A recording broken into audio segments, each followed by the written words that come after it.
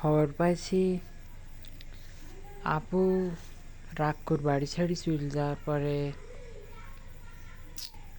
ও আবার নাকি আজকে ফেরত আসতেছে।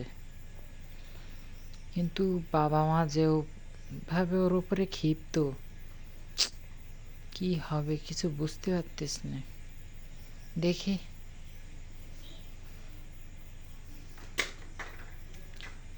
ওই বোধহয় ও আসতেস। আমি যে আসতেছি।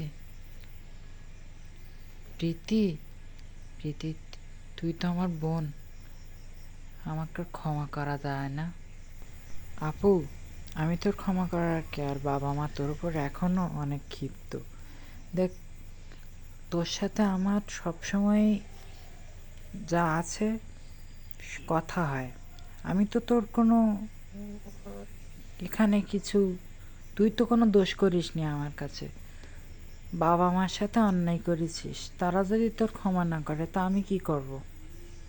তবুও প্রীতি, আমি বলি কি, তুই তো আমার বোন, তুই যদি বাবা মার একটু বুঝায় বলতিস আমাকে কি ক্ষমা করতো না?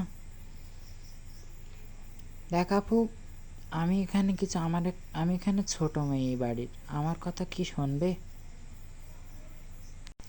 তবে তুই যদি ক্ষমা চাই নিস, হয়তো তোর ক্ষমা করে দিতেও পারে।